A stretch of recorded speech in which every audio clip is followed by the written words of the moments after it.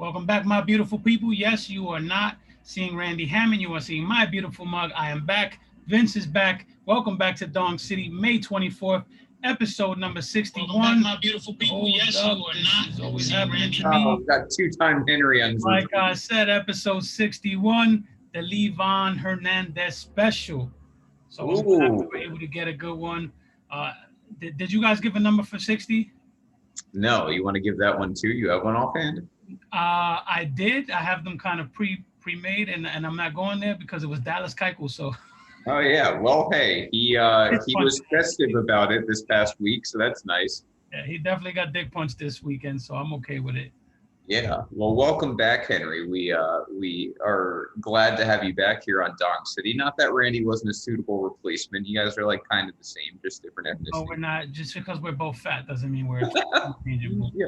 But I got to be careful because we have two really good guys that come in the clutch when we need them, in Randy and Melvin, and so I can't take many breaks, and neither can you because these guys are just ready to Wally Pip us. Yeah, and it's hilarious too that they're each of our, like, Melvin obviously replaces me and Randy obviously replaces you. It's never like you and Randy or like me and Melvin. Exactly. Yeah, but they definitely do a great job to make Randy's life. He's like the Ronald Torres of the world, just coming off the bench, doing his thing like it's 2017. So had a couple hits. He had a couple hits this weekend. Just saying. He did, and a game-losing error. I saw it. Yeah, he did. So welcome back. We have a lot to get to, starting with something that I honestly never thought I would see again, as much as I shit all over no-hitters, and that was the Yankee throwing one. Biggest story of the week. Corey Kluber, of all people, the one whose career was supposed to be over, comes in and I mean, I know you watched the game, Henry. I did too. I have not seen stuff like that in a long time. He was like Boo in Mario Tennis. Like, his shit was just going everywhere. It's funny in the age where we have, velocity and big power pitchers.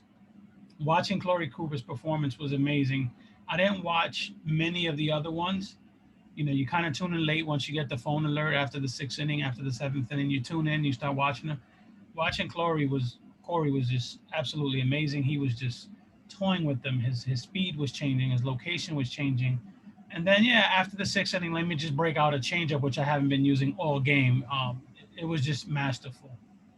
Right. Yeah. Wicked stuff in and out of the zone, up and down. I mean, he had everything working, and his command was basically perfect. There were a few mistakes later in the game. I mean, you had your classic nice defensive plays, kind of keep the no-hitter.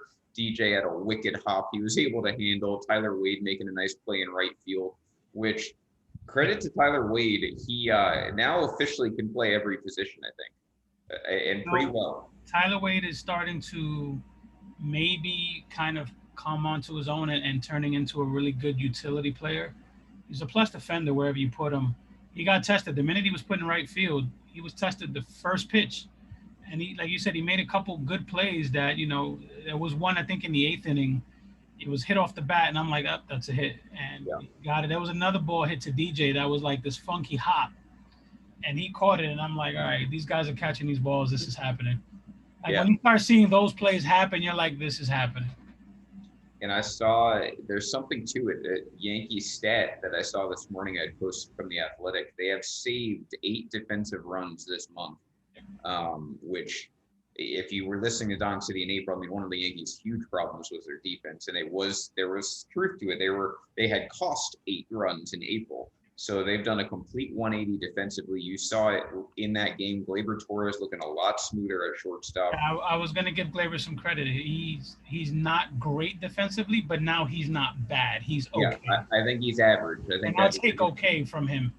Yeah, I will take that. I mean, if you're Gleyber, he's up to 282. He's hitting all fields again. He looks like Gleyber of old. If you're going to play average defensive shortstop, that solves a long-term problem for the Yankees. I'm content with that, especially with Gio over at third, who is a plus defender in my mind. Yeah, and Gio takes covers a lot of ground going to the left. So Kluber no-hitter, it is the 6th of the season. The record is 7. Madison Bumgarner, of course, had a 7-inning no-hitter that does not technically count as no-hitter. It begs the question that's been kind of being tossed around baseball life for really all year. And that is, I don't want to say is the no-hitter irrelevant. I want to say has it lost some luster? And I think we may feel a little differently on this. I know I feel differently from most of baseball life. So we'll start with you. What are your thoughts on this?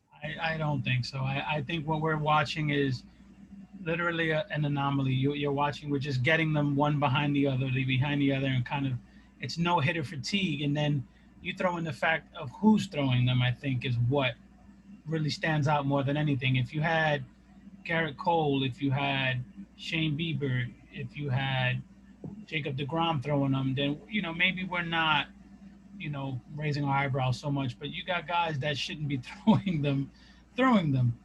But I think it's still a special thing. 27 outs is 27 outs. You get them without giving up a hit.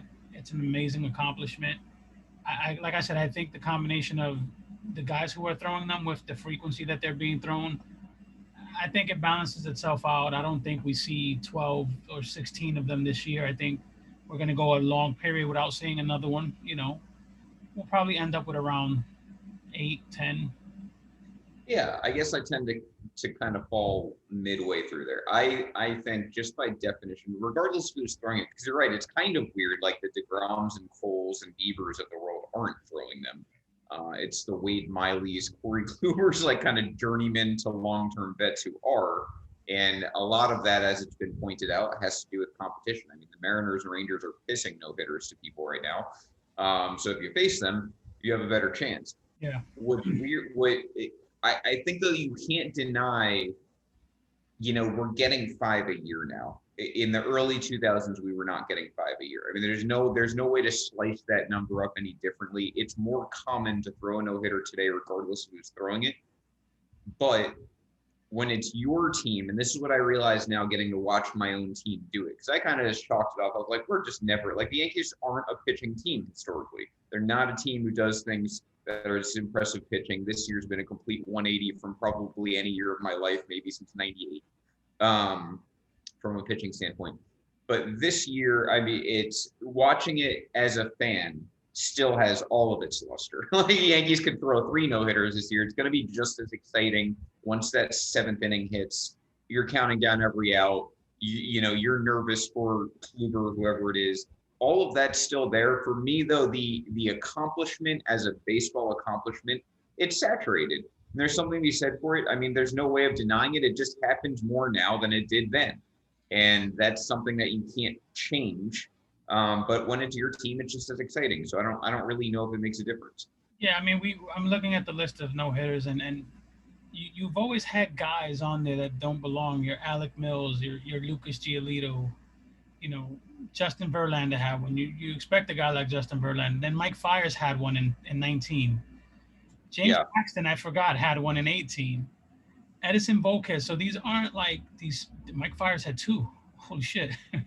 Mike Fiers, to be fair, I mean, he's obviously not a great pitcher, but when he is on, he is very tough to hit. He's got really good upside. And then we've had 1, 2, 3, 4 combined no hitters in the last few years.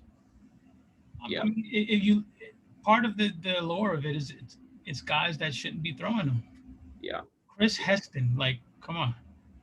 Yeah, no, I mean, that is a weird thing. I can't explain that. I don't know why it's the average. I don't know if hitters are like losing focus. One of the things we can discuss with it is the offensive approach. I mean, the offensive approach to me that's the starting point for why there's more of them, because hitters are taking a more all or nothing approach. We have extreme shifts that we know correlates directly to cutting down batting average.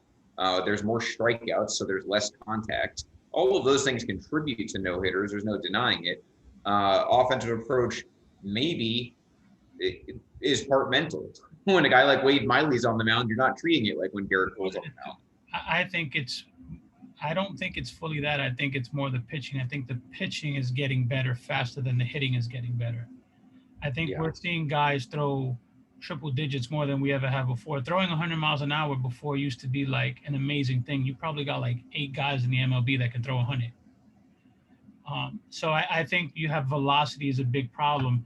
The way the bullpens get used now, they're more strategic. So you have guys like Cole and DeGrom throwing 98 to 100 for 5 innings. Then they'll bring in somebody throwing high 80s, low 90s, and then they'll bring in 2 or 3 more fireballers, all throwing 95 to 100. I mean, it's just the velocity of pitching is what's doing it, in my opinion. You're still getting a lot of complete games though.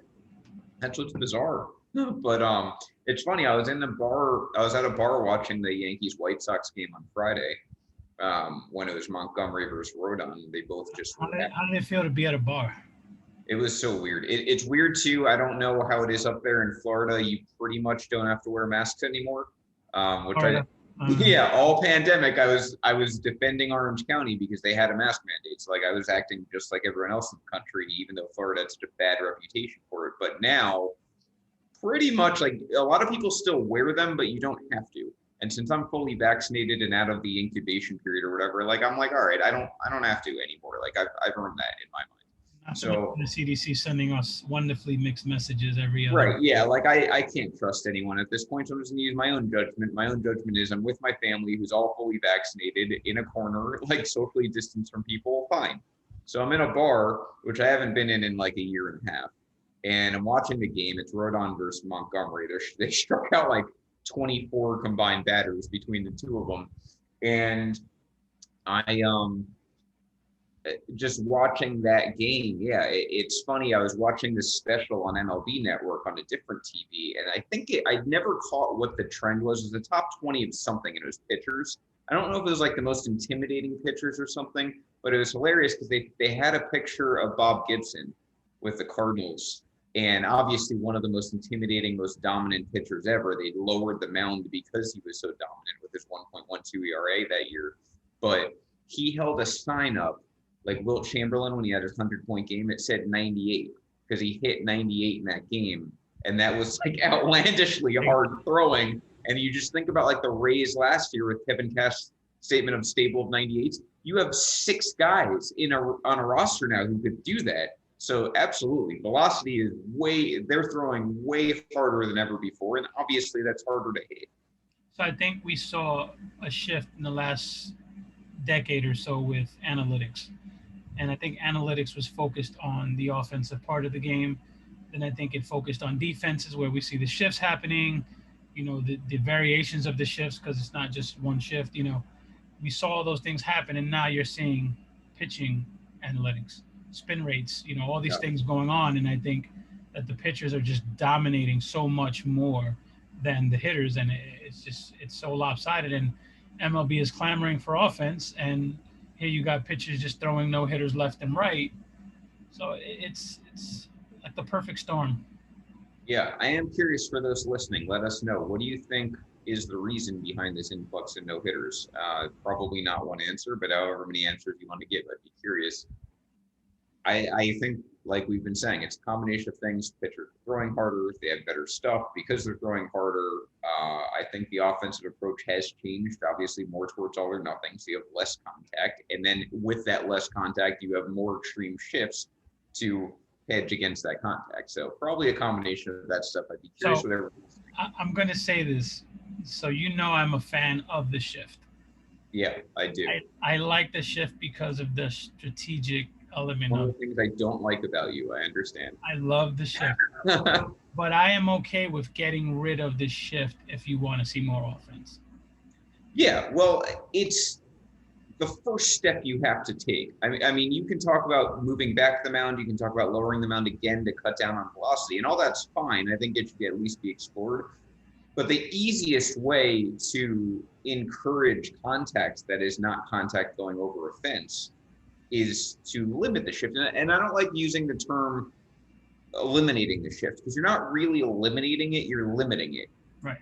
Keep the 2 defenders on either side of second base. You can still shift, it's just less extreme. And that's going to raise batting average, especially for lefties.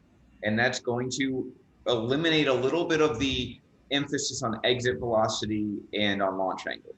Because then they're going to go back to, okay, we don't have to aim to hit the ball 110 miles per hour to beat the shift, and we don't have to aim to hit it 450 feet. We have other options. Because everyone who wants this, just hit it the other way, that ship sailed. That's just not what they're doing. They don't want to do that. You can't do that. It's easy for us as fucking fat fuck fans to sit there behind a TV yelling, hit it the other way, drop a bunt, and all that stupid You can't do that when you have 99 coming right at your face, or a 96-mile-per-hour slider that's just darting away. You can't go the other way. If it was that fucking easy, they would do it. It's just not that Yeah. easy. I love whenever like Ted Williams beat the shit all the time. I'm like, great. He also hit 406. It kills me. How many guys do that? You see the forums in the comment sections, and fans are like, just go the other way. Shut the fuck up. You don't know what you. I Right. played baseball at a very high level. Going the other way is very hard. It is not that easy. Derek Jeter made a career out of it. There's guys that make a career out of it because it's not that easy. I mean, Matt Carpenter said this in Sports Illustrated a few years ago. You can't. I mean, when guys are throwing 98-mile-per-hour cutters inside on lefties, you can't hit that to left field with any at all. So it's a silly argument that gets made over and over again.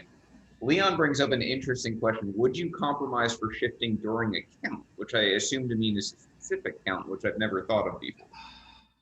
No, I think if you get rid of the shift, you got to get rid of the shift. Or maybe you limit the. You know what you could do? You could have like a shift count. Like you can only shift X number of times a game to kind of. That's not a terrible idea. You know, where if they want to target an extreme pull hitter and say, okay, we're going to fucking limit this guy, and this is the guy we're going to attack with our shifts, you know, our 3 shifts a game or whatever. Maybe you have some sort of balance there, or, you know, like like Brandy said, maybe don't get rid of all shifts, but you get rid of the extreme shifts. Yeah. Or you get rid of dumb shit like 5 infielders, you know.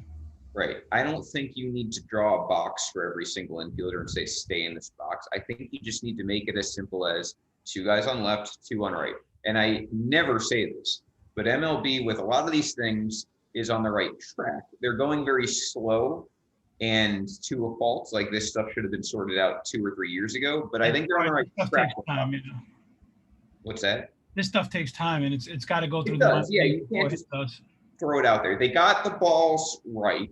Unjuicing the balls is the right call. That's now going to cut down on the ability to hit home runs. There's one outcome. Yeah. I think limiting the shifts is going to aid towards that. I find it very fascinating what they're doing in the minors right now, which is limiting the pickoffs and how you pick off, because that will then encourage base stealing. You encourage base stealing, that means you want more base runners. So I think that is also something you have to look into to fix. I thought you were going somewhere else, actually. I thought you were going to go with the Atlantic League. I don't know if you see what they're doing. With what? The Atlantic League is actually moving back the pitcher's mound, the foot. So that's what I mentioned earlier. My idea as late as 3 years ago was lower the mound again. So cutting down on velocity, I think we can agree, is something that's a goal here. I mean, it's cool to see a guy throw 102, but it's obviously not great for the game. Yeah. But yeah, I whether it's moving it back, I don't know anything about how that affects injuries or anything like that. So I don't have those stats. And lowering the mound, I don't either. But I think something like that can be worked on. Yeah, they think moving the mound, or the theory is, Theo Epstein was explaining, remember he works for MLB now, that moving the mound back a foot, yeah, they expect a little less velocity, and they expect pitchers to get tired faster. Yeah, well, that makes sense. I don't know how. Expectation, if it'll happen, we'll see with the data. Like everything is data. Right. And I don't know how much I like pitchers getting tired faster. Yeah. Because I don't like I like having a starter who can go 6 innings. I don't think a pitcher being tired is going to equate to him being taken out the game more as much as it is he'll have less velocity throughout the game, because now the pitchers will have to learn not to give 100% on the jump. You know, you'll have to keep some in the tank. Yeah, that could be interesting. Leon also mentioning the automated strike zone. Robo-umps are coming. Totally pro it. I've been pro it ever since I saw the Astros in the playoffs. I've been pro the robot umpires. I'm tired. Look, it's going to impact Garrett Cole. I'm sure we saw him get some calls over the weekend. You see it with great pitchers. I don't care. He'll figure it out. He's a good enough pitcher. But when I saw the Verlanders and Keuchels of the world getting an extra foot in the strike zone over and over again, I was sold then. I'm still sold now. Get it right. I mean, get it right. We hate things like replay because it takes extra time. Robot umps don't take extra time. It's just getting the call right. At the root, that's what we all want, is just get the call right. Make it fair. Make it even on both sides. It's annoying as hell when they get the call wrong. You have replay. They take 20 minutes to get it wrong. I don't understand how they haven't perfected replay system yet. Yeah, I don't either. I mean, tennis and hockey's had this figured out for years. Just being able to limit how long it takes to do replay. They have the technology. Tennis replay is unbelievable. Randy and I talked about it last week. I don't get it. Although I will say I saw one very fast call, yes, in yesterday's game, which impressed me. So I don't know how that happened or what, but in my mind, there if you're gonna have a central station in New Jersey or whatever that is responsible for this, they should be reviewing every single play as it happens. That way, if the umpires get the challenge call and they want to go and hear it, it's already known whether they're safe or not or whatever the call is, and it should take no more than 30 seconds. So I don't know if you see this hanging here. Yeah, I wanted to get we've got some different backgrounds going here. You visited the museum, right? I had the benefit of going to the Negro League Museum, which look at the smile on my face. I'm telling you, if you have never been, you need to go. So when you walk into the rotunda, the National Jazz Museum is on its left. The Negro League Museum is on its right. You can buy one ticket that's cheaper for both of them. I didn't have the time to do both. I really wish I did the Jazz Museum. I don't think I had enough time to do the Negro League Museum because I left and I was like, I want more. I need to spend more time. That was just an amazing place. That and this Kansas City Monarch shirt that I got, that is a 2X, and those following my weight loss journey will tell you I'm glad to fit into some 2X stuff these days. Is that 1X down or 2? No, well, I was a 3X, I was a 4X in some shirts. This is a 2X, and this fits pretty decently. Yeah. Kansas City Monarchs will look cool. I got that, which I had to get, and then I got three bobbleheads. Who are they? Tony Stone, one of the 3 female Negro League players. Wow. Minnie Minosa, and come on, Elston Howard. Oh yeah, that's a good one. Well, the funny story is, I'm in the museum, and the shop. I got a glass. I got shot glasses. $333 later, I got a whole bunch of shit. Wow. I got this book, which is pretty cool. Nice. There's a lot of shit that I didn't get, but there's a ton of stuff I did get. So there's this guy there. I don't know where he's from. He's with his dad. He's with his father. And they see the black Yankees jersey, and the guy's like, "Oh, that's so cool. Let's get it." The back of the jersey is a number 2, right? Yeah. So the snarky ass dad is like, "Oh, I can't believe they did this for Derek Jeter. This is disgusting." I'm like, "Dude, do you know who the fuck wore number 2 is? Elston Howard's number. It's not Derek Jeter's number." And he's like, "Oh." And everyone in the museum is just fucking laughing. He was a good sport about it, but he looked like a complete douchebag.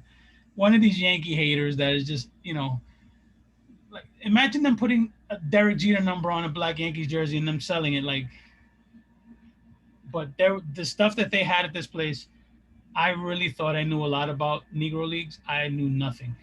Yeah. I went in there, I left. I was like, I probably knew 10% of this stuff, if that. Why? I'm more curious, actually. The Jazz Museum. Why is that in Kansas City? I don't know the specifics. They share a same space. It's Kansas City. It's rich jazz history. When you're going to the museum, where the rotunda's at, you're in the jazz district. So there's some cool warehouses and some stores, and it's a pretty cool area. I wish I had more time there, but it was really cool, man. And then they had I posted a ton of pictures in the group. They had hold on, it's telling me I was signed out again. That's the second time it's done that. Sorry. So then you go through the museum and you leave. And when you leave, there's a replica baseball field with bronze statues that are the sizes of the actual players. You have Josh Gibson behind home plate. You have Satchel Paige on the pitching mound. It's fucking amazing. And it's like a replica field. It's just a very happy place on earth if you can get to it.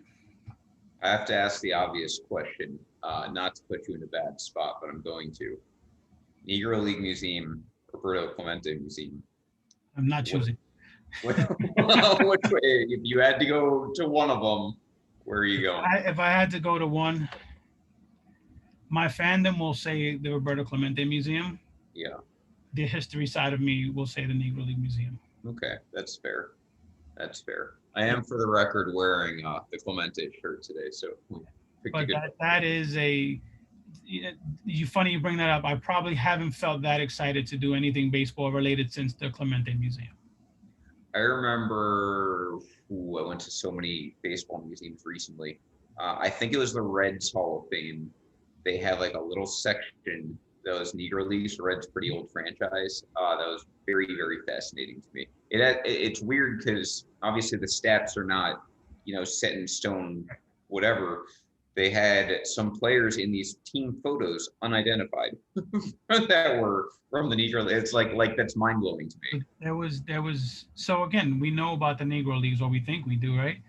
But now you go there and you see actual photos and actual press clippings of the way the news was reported then, and the way these black ball players were talked about, and it's just like absurd to just see the grotesque shit that was written about them and how things were written and how they were slandered and how they were talked about. It was just it's crazy to watch all these clippings and you have all these quotes and you know you have a water fountain with the colors here and whites only Yeah. sign. There's a lot of stuff there that's just absolutely amazing.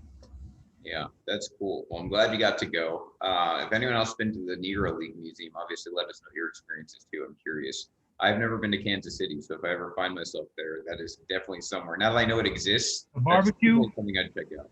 the Yeah, I would say the museum, but I would like to do the whole jazz district all over yeah, again. Like, spend some time there. I had to drive to Kirksville, which was like 3 hours away, so I didn't have that much time in Kansas City. But the barbecue, man, I told you guys in food life. If you're not in food life, get in food life. But the barbecue was amazing. So the barbecue in the museum, my weekend was lit. yeah. That is sweet. Good for you. Yeah, yeah. Oh, yeah. My brother graduated from medical school and became a doctor. But yeah, Whatever. Yeah. I mean, barbecue, medical school, yeah. tough for him. Well, that's very neat. So it's we transition here as I'm reading. Yeah, rise into it. Um, yeah, I mean, let's get into some of the other baseball that's going on right now. And I think, Henry, we're getting to the point, and it's kind of funny because the old adage is don't look at the standings till Memorial Day. Hmm. Well, as we head into Memorial Day, you look at the standings, and it's pretty much starting to turn out exactly as we expected. Yep. And that is because we can start with the AL East. The Rays have now won 11 in a row, hottest team in These baseball. fucking I guys do mean, not. They just were like, oh, you guys were shitting on us on Dong City? Hold our beers. yeah, they are murdering the baseball. They're doing their usual pitching thing. They've won 11 in a row. They just absolutely stomped the Blue Jays out of really out of the race for now. I mean, the Blue Jays are now 5.5 back of the Rays. They were vying for the division last week. Yeah, a week ago. So, in this division, you lose 7 out of 10 and you fall into fourth place. The Red Sox have won 7 out of 10 and fallen out of first place because of the Rays. So the Rays are now in first. Red Sox are half game back. Yankees a game behind the Rays, so a half game back to the Red Sox. That's your top three. They're all within one game now. And then you have the Blue Jays 5.5 back after that. So in my mind, the AL East is starting to look how it's probably going to look. I think the Red Sox are going to continue falling. You're starting to see a little chinks in the armor as far as their pitching goes. It's getting worse in my mind. Well, it's funny because you take the Yankees and their 596 win percentage, Yep. and you dumped in any other division that's not the NL West, they'll be in first place. Yeah, well, I had said the top three records in the AL are all in the East. The top three records in the NL are all in the West. So it's very, very unbalanced right now, divisions in baseball between those two. Red Sox still have the offense. They're going to have the offense all year. That's why I don't think they're going to be like a 90-loss team by any means. But I do think they'll probably end up in the mid to high 80s, and that's not going to be good enough for first or second place in the AL East. Maybe not third place. Yeah, I didn't think the Red Sox were serious. They're still playing good ball, man. I mean, you got to give credit where credit is due, and Cora's getting every ounce of juice out of that fruit that they have there, man. Yeah, and Sean brings up a good point. The Blue Jays were actually hot until they played the Rays. So And now they play the Yankees starting tomorrow in a series there. So we're gonna another good barometer for the Yankees. They've been hot themselves. They won 8 out of 10, 6 in a row now. But they played the Blue Jays, another test. They played the Rays, took 2 out of 3. They played the Rangers, took care of business there, 3 out of 4. They swept the White Sox, which in my mind was another statement. Which I called. Yes, you did. I called before the series started. I said the Yankees are going to sweep. Everybody laughed at me. Yep. I had 2 out of 3 one way or another, but that didn't work out. So yeah, Yankees do sweep the White Sox twice on a walk-off, which was not something they were doing in April. And then of course, the Red Sox they haven't been struggling. It's just the Rays and the Yankees are hot, and now the Yankees play the Jays, and this is a big series for Toronto. They've fallen to 500. They're hitting well. I mean, Vlad is hitting the cover off the ball. Orioles woken up a little bit. They didn't take the home run lead today? He did. Yep. 17 now, I think. And this kid he's the truth, man. Yeah, some hard luck losses. They blew a game. I think they blew 2 games to the Rays. They blew the game against the Red Sox, that JD Martinez home run. When are they moving back to Buffalo? That happened. Did they? Yeah, I think Friday, I think might have been their last game in Dunedin. So they are, they should be in, I'm pretty sure they're in Buffalo, guys. Correct me if I'm wrong. But yeah, this is a big series for them. They play the Yankees tough, so it's going to be an interesting series. You want to know how well Vlad is hitting? How well? Vlad took the lead in WAR despite having negative defensive WAR. That's impressive. Yeah, he's a terror. That lineup's a good challenge again for the Yankees, whose pitching has been the best. Ricky, Ricky's in the chat section. Hey, Ricky, what's up, brother? I didn't see you on them threads, Ricky. I don't know if you can call it gifted, Ricky. I mean, the last game, the White Sox had to hit 3 home runs off the bullpen just to tie it. And the first game, they just got out-dueled. There's no other way of getting around it. And the middle game was a blowout. But it's funny, that Cole game really sunk me in my fantasy league because he's in the group. Mike had Garrett Cole and I had Dylan Cease. Look, the White Sox will be fine. I think that series said more about the Yankees than it did about the White Sox. Just the way that they're pitching right now. The White Sox ran into a buzzsaw. I mean, the rotation's at 35 consecutive innings, shutout innings. I mean, I also wonder what the background noise created by Tony La Russa is doing also. I do think that team's a little disjointed. I was telling Matt Bushnell that you can see it. Just it's not that cohesive right now. In my mind, I phrased it as the Ewing theory is falling off for them a little bit. I think the White Sox got very hot once Robert went down because sometimes that happens with teams. They kind of overcompensate losing their best player. Now I think they're coming to earth a little bit. They're realizing they're struggling on offense. It's going to be hard to produce runs when you're on your 2 best players. Grandal can't keep hitting 136 even with a 400 on base percentage or whatever he has. But he seems to be getting a little hotter. He's hitting for more power. So I think the White Sox in that division are going to be okay. The Twins are 12 games under 500, so they're not coming for the throne anytime soon. They're 9.5 behind the White Sox in late May. Well, nobody told the Twins to stumble on their dicks on the way out the gate. Like, I didn't think the Twins were going to be this bad. I mean, I don't think anyone's. I mean, you could have predicted them not to win the division. You did not think they were going to be in dead last and the worst team. They're tied with the Orioles' worst record in the AL. Absolutely brutal. So Royals have come back to earth. They're around. They're 1 game under 500. Tigers are awful like we thought. So really, you're only talking the Indians, and the Indians have their own problems. I think the White Sox are going to be okay. They should be. They may win like 90 games this year. But that may be enough to win the division, unlike the AL East. AL East, that might get you third in the AL Central. I think that wins the division. So, going back to your point about Grandal, the problem is I think Gary Sanchez from a few years ago and JT Realmuto has kind of spoiled everyone with what they think catchers should be offensively, and it's just not the case. Catchers they're not hitting anymore. No one. There's only 3 catchers that are slugging over 600. Yeah. If you're a catcher and you're hitting above like 220, you're pretty much holding your own as a catcher. I mean, it's crazy The trade-off there is you have to be a good defender. You know what's crazy is JT Realmuto is hitting 294, but he's only slugging 486. Yeah, he has not had a lot of extra base hits. So White Sox, like I said, I think they're fine. They still have really good pitching. They have a good bullpen. They have enough offense, just like the rest of that division. AL West, in my mind, it's obviously A's and Astros and everyone else. The Astros are an interesting team. They have a really good offense, and their pitching is just so inconsistent. That team is just, they get hot and then they get cold and then they get hot and then the Astro fans come out and talk shit again. They get Yeah. cold and these guys disappear. We don't hear from them until they get hot again. At least the Met fans, the Yankee fans, the Angel fans, the Cub fans, the couple White Sox fans, our guys are consistent. Yeah. The Astro fans are not consistent, man. Even the Boston fans we have in the group, I'm sorry. You guys should be telling everybody to suck your dicks. And these guys are nowhere to be found. Inevitably, when I post later this week, because one of my questions to you, Henry, I'm curious. We'll say by Memorial Day, over under games the Red Sox are in first place the rest of the year. Because I think it's zero. None. Yeah.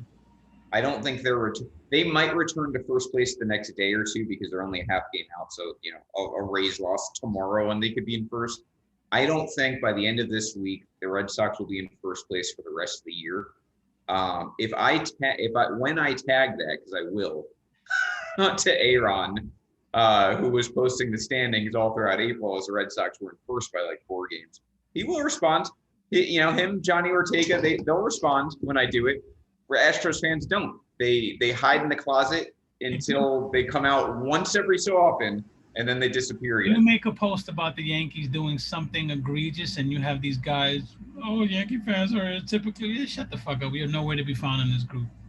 Yeah. It's teams that you got the same groups. Like Met fans, I'm giving them props.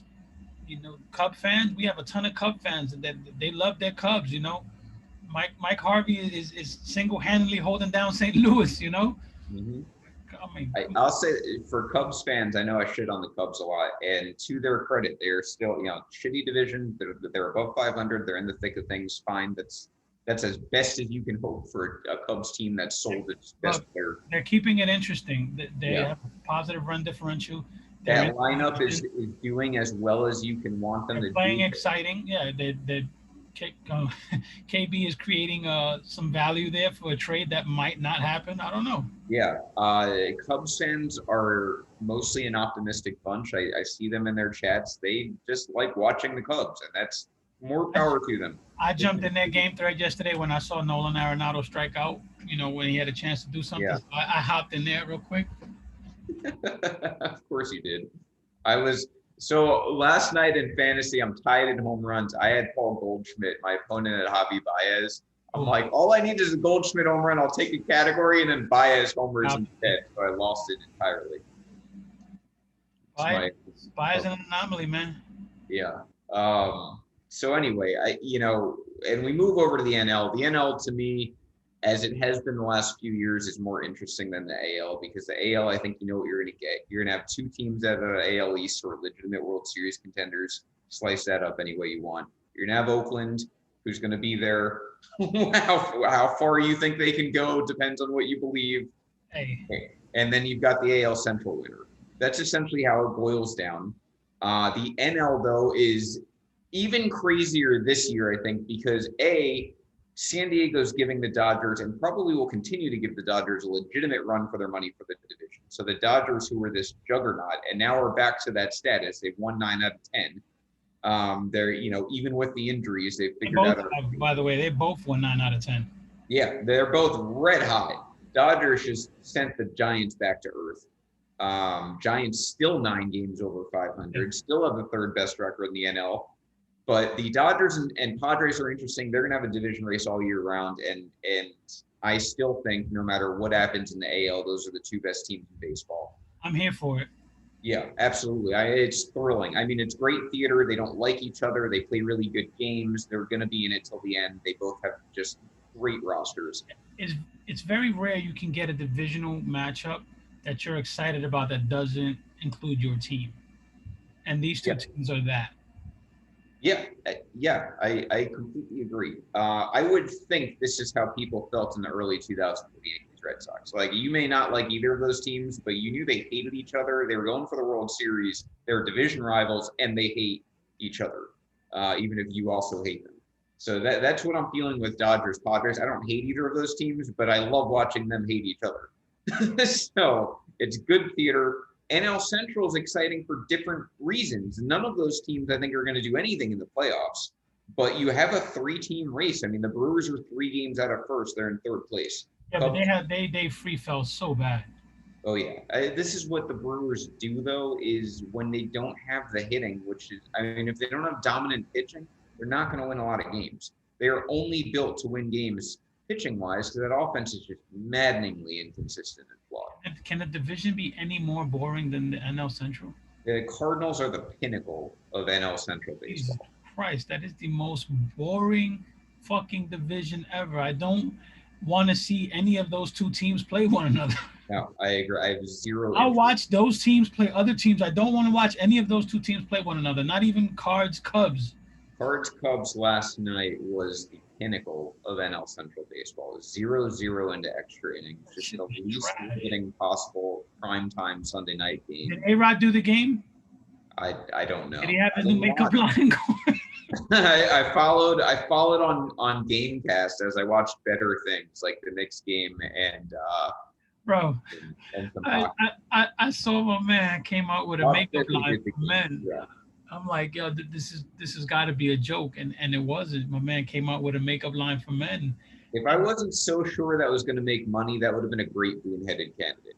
But look, it's freaking, my man. The look, the spot that they use, the picture that they use is just so reminiscent of the Central Park mirror shot. Remember that when they got a picture of him kissing himself in the mirror?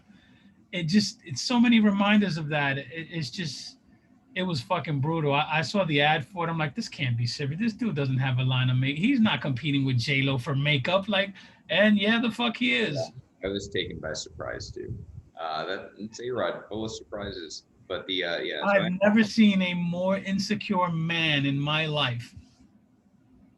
Yeah, it's pretty crazy. Even Nolan Arenado's more secure than A-Rod. By the way, here's a hilarious stat. If you add up the run differentials of the top 3 teams in the NL West, you get, and I'm doing quick math here, plus 194, which in this stage of the season is insane. Which division? NL West, plus 194, their top 3 teams. If you add up the run differential of the top 3 teams in the NL Central, it is plus 8. It's not 194, the NL. Plus 1. No, you're right. It's hold on. Plus 147 for the top 2. Plus 47. Yeah, 194. Top 3 teams. Where are you looking? Which division? I'm sorry.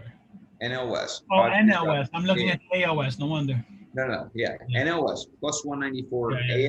NL Central plus 8. Disgusting. That's the difference in talent there. Disgusting. The NL East is negative 17. I mean, that's a real that division is. I thought that was going to be the division to watch. I thought that was going to be the division to watch, even more so than the AL East. There's so much talent in the NL East, and granted, the Mets have their injuries. I mean, Dodgers have had their injuries too. Yeah, Mets have had a lot of injuries. I get it. They are in first place, so credit to them. They're still in first. But at 21-19, they're leading the division, a negative 13 run differential. The Braves are starting, I think, to come on a little bit now. I think they're starting to get it together. I don't think their pitching's great, but the offense is starting to click. Austin Riley's been playing like he's on another planet, and Acuna's back and healthy and also playing really well. So they've got that going for them. You know what I want to talk about real quick? Yeah. And it only took a third of the season. Met fans are tired of James McCann's shit. Yeah, I mean, look, this is, unless you were a Mets fan, we all knew what was going to happen with James McCann. I said it, you said it, Matt Bushnell said it, any White Sox fan said it. He's not a starting catcher, and they paid him $40 million over 4 years. Not necessarily elite starting catcher money, but that's more than a bench player. So I think JT Realmuto was the move for them. yeah, I was not a big McCann guy. He was never going to be that guy. It would have been like paying Austin Romine a 4-year, $40 million deal in my mind. It's a guy who looks good when he's put in situations to succeed. It's not a guy who's going to carry your pitching staff all year round. Yep. But the Mets, considering, I mean, they have a lot of injuries. J.D. Davis coming back soon. I think you're going to get Seth Lugo back pretty soon. Syndergaard's on a rehab assignment. DeGrom's on a rehab assignment. There's bright futures. All right, there's a bright future, I think, for the Mets, and they're fortunate. The rest of the division's been so bad because they haven't fallen behind at all. They're still in first. So I think I'm not certain, but I think Tomas Nido might have better stats than McCann. he's been great. He has been great in his limited time, for sure. By the way, to put the rest of it in perspective, the AL East plus 122 for their top 3 teams, which is probably about normal. Well, I say about normal. It's That's what we do. I mean, we hit, right? Yep. Even though we hit, but we really pitch. Yeah, they pitch is more accurate this season so far. We'll see what happens. Plus, Imagine if you give the Yankees the last couple years offense with this pitching staff. If you had this pitching staff in 2019, the Yankees would have won. There's no doubt. I mean, this is it's almost a crime the offense has been the way it is, because this is the pitching staff that Brian Cashman's wanted for 20 years, this whole century. This is the best pitching staff of this century in my mind. I know a lot of fans give Brian Cashman shit. The guy on the other side of his camera is one of them. Oh, yeah. Brian Cashman is still the fucking man. Brian Cashman, for every shit we knock him on, there's a Luke Voigt. Say what you want about Luke Voigt. Talented player. No, he's awful on this team, but he's still a hell of a find for what they got for him. Right now, yes, although I'll say Gallegos has turned himself into a nice reliever, but yeah, he's awful right now for anyone. I mean, he's just awful right now. Then you have guys like Gio Urshela, which is slowly creeping into the upper echelon of third baseman in this league. Yeah. Then you have bullpen guy after bullpen guy after bullpen guy. I mean, you got to give Cashman credit. Everyone shits on him for things, but you got to give him credit for some of the good stuff. I'm sorry. Cashman is a very high floor GM. I never, ever, and there's something to be said for this. I've never in my entire life of fandom worried about being under 500. Even in 2013, 2014, when the Yankees just had a bunch of players who should have been out of the league 5 years earlier, I never worried about losing 90 games. And to have that peace of mind, you can argue payroll, you can argue market, you can argue whatever you want. To have that peace of mind is unbelievable as a fan. To know that you're never, ever going to be out of it is great peace of mind. My problem with Cashman is the ceiling, and we'll see this year. If they went to the World Series and lost to the Padres or Dodgers, I do not at all blame Brian Cashman if that happens. But people will find a reason to. They'll find, if we did this. They will, yeah. The one thing you can't account for, and I know you disagree with this, is injuries. I know there's guys that have injury. They're better for them. Yeah, I know there's guys that have injury histories, and you have to create depth for that, which that's what Brett Gardner was supposed to do, but Brett Gardner just decided to retire and not tell anyone. I just, Brian Cashman's the man. If he gets fired tomorrow, he gets a job within 24 hours. Oh, I have no doubt. Yeah, this is sort of how I feel about Luke Voigt. I think Brian Cashman's a great GM.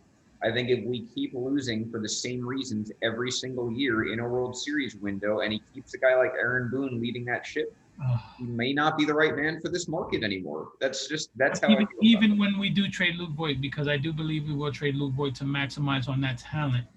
Whatever we get, whether it's a package or straight up, it costs you Giovanni Gallegos, and that's it. I get it. If he trades Luke Voigt at this deadline and fires Aaron Boone, regardless of outcome at the end of this year, unless they win the World Series, he's right back in my good graces. But until he does those things, for an Aaron Boone scandal, because I'm can we get a dick pic somewhere? Can we get somebody from 1902 saying that he did something inappropriate? A big scandal would come in handy right here. Give me a Me Too scandal. Give me something. I need something to just get behind and be like, yeah, fuck that guy, fire him. Yeah. I need something.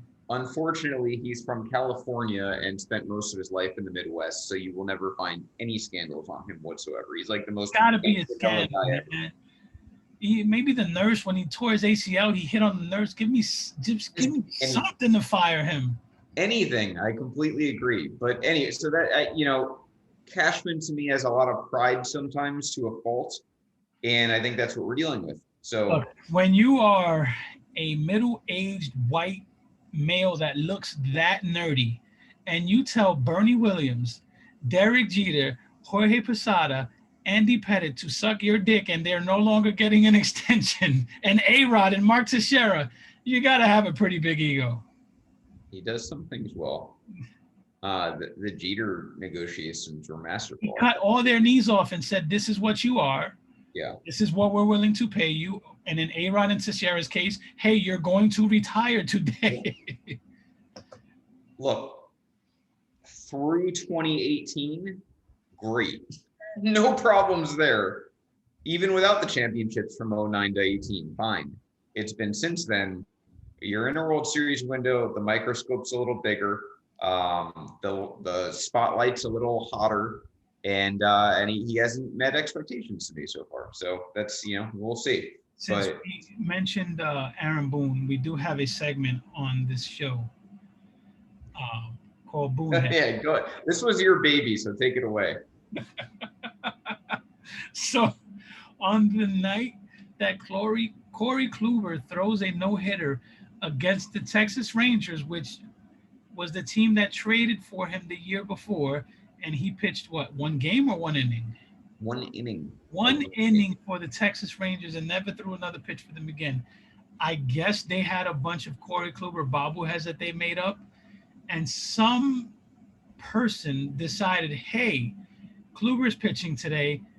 We need something to give to the fans. Even though he's a Yankee, let's give away these Corey Kluber bobbleheads. So on the day that Corey Kluber threw a no-hitter against the Texas Rangers, they gave away Corey Kluber bobbleheads in a Texas Ranger uniform. Here's what I don't get about that, because the defense, I think Daniel Tomlinson, who is a Rangers fan, gave us the reasoning, which was that it was pre-planned. But in my mind, don't eat that shit. In my mind, he pitched one inning. So like you would think at and then he was out for the year. It's not like he was due to it's not like that one inning came in August or something. They didn't know if they were going to re-sign him. He pitched one inning in July last year in the pandemic year. They knew he wasn't going to come back. Why was that planned, and why couldn't you cancel it? Like, it would, even if you ordered that, it would be worth it to me to not distribute it. Give that shit away to a local children's hospital for Toys for Tots or something. Give it away. Don't fucking issue them at the ballpark the day he's pitching against you. Yeah, well, so that's another thing. You can easily not have it when he's pitching against you. And also on top of that, what Rangers fan who saw him throw one inning is going to go home that day, regardless of how Kluber pitched against them, and proudly display that bobblehead? Like that nobody is going to take advantage of that bobblehead. No one, bro. No one. So it's such a weird thing to do, and I don't buy the excuse. The excuse makes no sense. I think it was the funniest shit that I've seen all week. It's funny though, because now that bobblehead, I was trying to get one, right, to buy one.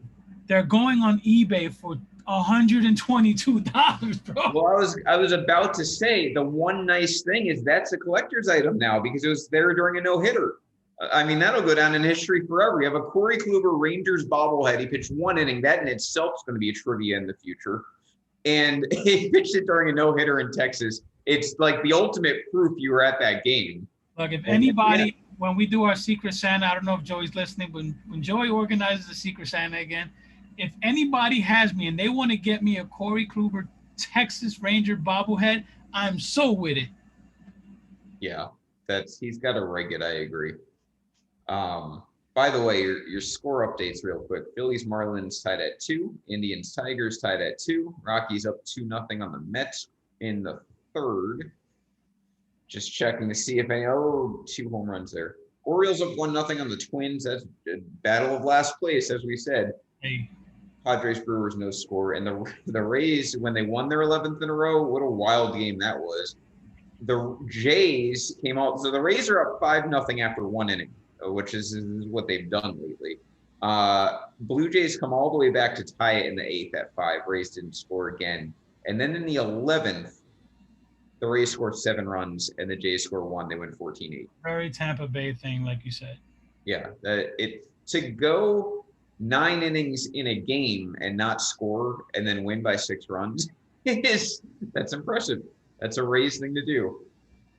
Randy Arozarena is starting to figure it out up there at the top of that lineup. That dude is he's what we thought he was gonna be. That dude is something. Yeah. So yeah, I mean the Rays. Wait, he's leading off? He did today. Interesting. I'm sure it was a matchup related. I don't think he usually leads off. Yeah, it's Tampa Bay. They twerk shit like that. Yeah. I just they twerk. Yeah, so I mean, in my mind, this has been the week of self-correction. Red Sox have fallen out of first. Wouldn't surprise me if they fell out of second by this time next week. The Rays are in first. They've self-corrected. They're now 11 over, 51 run differential. That's what I expected from them at this point in the year. White Sox still in first. They hit Earth a little bit with their injuries. Oakland's in first, leading Houston. That's exactly how we imagined it. Yep. Mets in first over the Braves by 1.5. Maybe this time next week, Braves might be in first. I'll give the Mets credit, man. The Mets have been playing hard. All the credit in the world. They have 4-6 in their last 10, but you watch them play, they shouldn't be 4-6. Yeah. You know, I know you don't get points for shit like that, but you know, you hold it together during these injuries. I think Conforto and someone else was out. McNeil are going to be out for a month. Yeah, Nimmo's out too. Yeah, you hold the fort down until your main guys can come back. I think Syndergaard is scheduled to come back, sometime early in the summer. The Mets can be dangerous, man. They're hanging around. I don't believe in the Phillies for nothing. Phillies suck. No, they're terrible. Somebody in Phillies has to say, yo, we got to get rid of some of this talent, recoup some guys, trade. Didi will get traded, and then just get rid of it. We know the Phillies are perpetually mediocre. They're in that 75 to 85 range. Yeah, the Cincinnati Reds is what they are. Yep. We knew the Marlins were going to regress hard this year. To their credit, by the way, they haven't regressed that hard. They're 2 under. The Nationals were the one team where it was a little difficult to figure out where they were going to do. They're bad again. So Nationals, I think, are going to be the big time sellers at the deadline. I think they'll be that team at the deadline. Everyone wants their pieces, Scherzer included. You think Brian Cashman has the balls to pull off that trade, even though pitching is not what we need? This is just Justin Verlander at the deadline all over again. He's going to go to a team like the Astros, and it's going to piss me the hell off, is exactly what's going to happen. Because say what you want, if the Yankees aren't hitting, then you pivot and you add to your pitching. Well, that's what Brian Cashman does in a nutshell. I think we saw it in 2017. I mean, we did need bullpen help. He got Hanley and Robertson and Frazier, but the move at the time was getting Frazier because they really needed offense, but he ended up beefing up an already good bullpen instead. He has a history of doing that. Cashman will pivot to whatever works. if he can't address a flaw, he'll just reinforce a luxury. I would not be opposed to giving up a pretty good prospect or two to have Cole and Scherzer be your number 1 and 2 in the postseason. I don't know. I'm assuming Scherzer's making a pretty penny this year. I'm going to guess it's like $30 million. So even prorated, I don't think the Yankees can afford it unless the Nationals ate salary. And if they ate salary, the way you get them to eat salary is you throw in talent. You're talking like Davey Garcia probably as a centerpiece, somewhat, I think that's what Garcia and a hitting prospect, I'm sure. He is making 27 this year. 27. So actually, no, I take that back. Wait, it's 27, but $7 million is a signing bonus. His signing bonus was spread out $7.1 million for the life of the contract. I don't know how that calculates the luxury tax. Yeah, neither do I. Say his tax. Okay, it says his luxury tax number is 28. Okay, so you're looking at about 9 million prorated if they do the deal at the deadline. That's still too much for the big number. Yeah, that's a big number. So you'd have to. Yeah, that's a big number. I don't see it. And keep in mind, they're gonna make a trade for like a Starling Marte. Yeah, they're gonna get an outfielder. Look, I mean, you're gonna. This is where you call me really fucking crazy. Go ahead. It'll never happen, but it's not gonna. Whatever you're gonna say is not gonna happen. It's not gonna happen. But we're just having fun. We're talking shit like friends do. We just got a couple thousand people watching us. I mean, look, just give me Bryce Harper, man. Yeah. Nope. Just give me the guy that we should have signed when he was a free agent to begin with. That conversation wouldn't even happen until this winter at the earliest, and even then, it's never going to happen. You would answer Brian's question. They're not. I don't. I think the Nationals are done. No, I think he's talking about the Phillies. Oh, I'm sorry. Yeah, right. Obviously, Harper's on the Phillies. Yeah, I mean the Phillies can't get their shit together. They don't even really have a good farm system, which is weird to me. To answer this question, which is do the Phillies win a World Series in Harper's prime? The answer is no. They don't win a World Series while Harper's playing. Yeah, I agree. I don't think Harper finishes his contract with the Phillies. I don't see a scenario, and I'm speaking historically about the Phillies franchise. I don't see a scenario where the Phillies win the World Series in the next decade. If you're a Phillies fan, I'm sorry. I'm not trying to be mean, but that's how it is. Mets are ahead of you as a franchise. Braves are perpetually ahead of you as a franchise. Marlins are ahead of you as a franchise.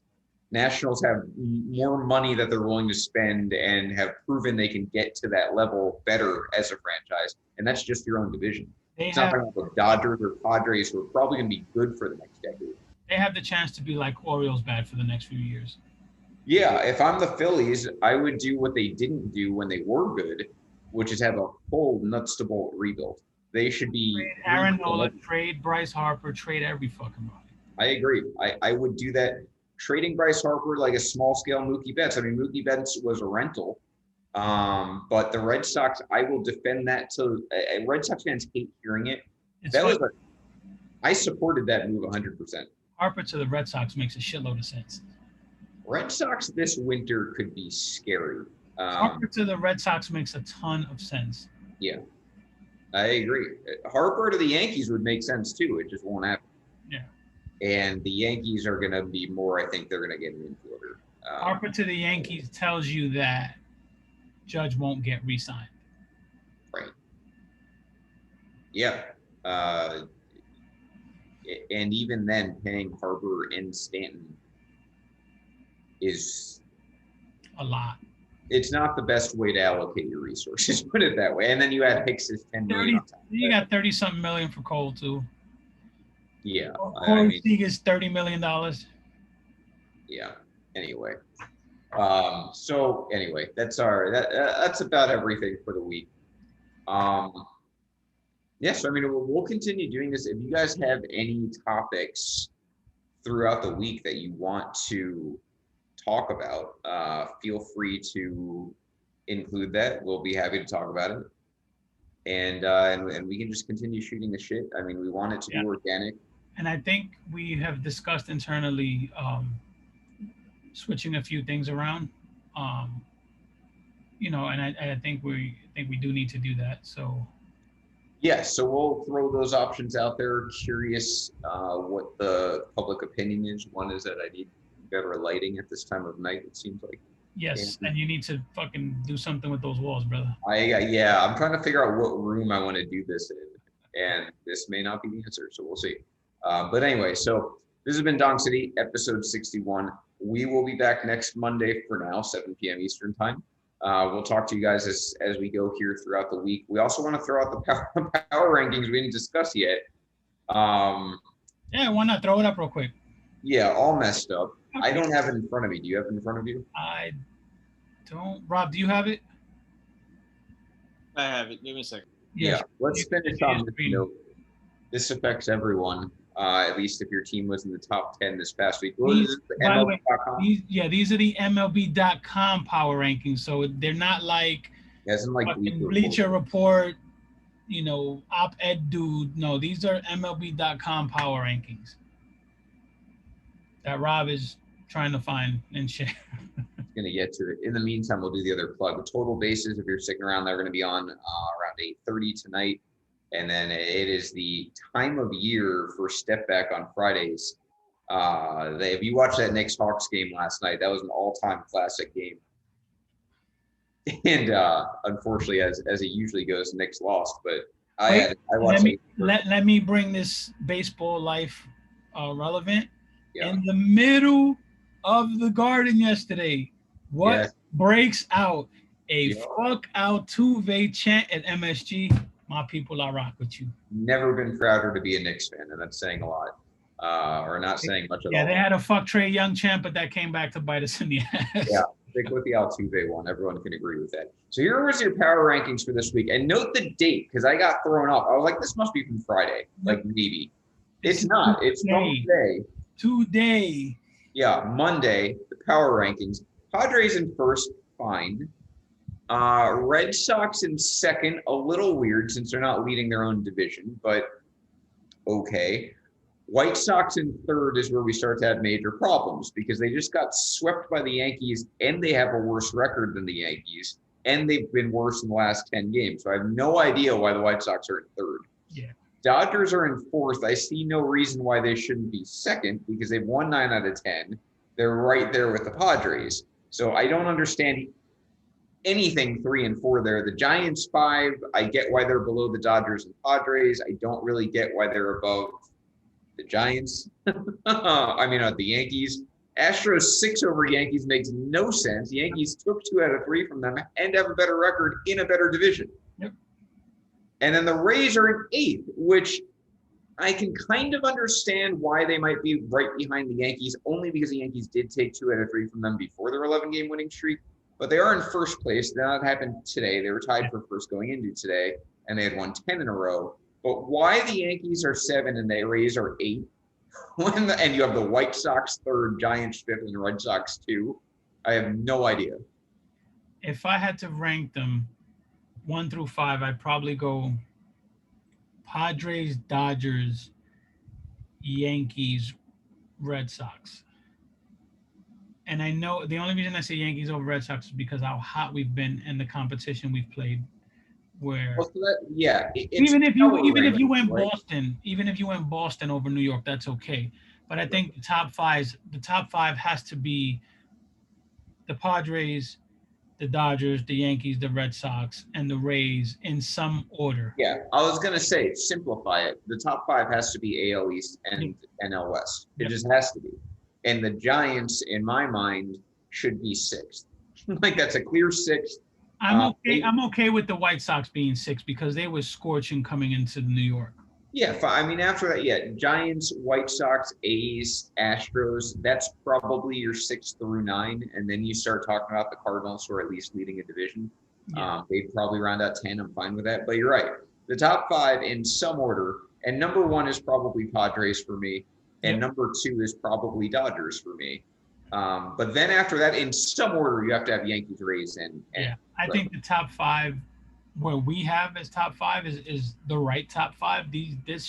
Whoever put this together just fucking, maybe Benjamin Moore did it. I don't know, but yeah. So Rob, when you post this tomorrow, let's go on record as saying it should be Padres 1, Dodgers 2. I'm okay with putting the Red Sox 3 because they still led the division. Red Sox 3. I think you have to go Rays 4 because they didn't lose last week, and then you go Yankees 5. I'm okay with that. The Red Sox and the Rays have been just as hot as the Yankees. Yeah, so I think that Padres, Dodgers, Red Sox, Rays, Yankees, and then we would go. I would go White Sox. White Sox 6. Maybe Giants 7. Giants 7. Astros 8. A's 9. Cardinals 10. I would flip it. I'd have the Cards and the A's. Okay. But again, at that point, you're talking, Yeah, teams that won't be in the World Series. Right. Did you get that, Rob? Got it. Okay. So make sure you post that along with the standings that Austin posted earlier today. Dong City Power Rankings. Yeah, so everyone knows they're correct. We will be back next Monday, 7 p.m. Eastern Time. Yes, no, we may not. Yeah, we may not. We'll talk about it as the week goes on here, probably starting tomorrow or Wednesday. Step back on Friday. The Audible's on tomorrow. Total Base is on right after us today, so be sure to tune into that. And then you've got Workshoot on Thursday nights. Oh, you got it, baby. You got it. There we go. Yeah, I left the times out of it because that's too complicated. Yeah. So this has been Dong City. Thank you for joining us. We will be back, like we said, next week. And everyone, have a great night. Time out. Yep. I saw last week's episode. Yeah. Randy made me feel good when Randy did it. He filled in effort. That's the professional in Randy. He's in news. Yeah, he knows his signed off appropriately. So Randy, my man, I love it. I didn't tell him to do that either. He just did it on his own. That's talent, baby. Yeah, like I know I'm not going to do it. That's not my thing. Of course. It has to be the person in your seat, and he did it without being told. I have an eye for talent, goddammit. Yeah, that was a great film. With that said, Dong City, bitches.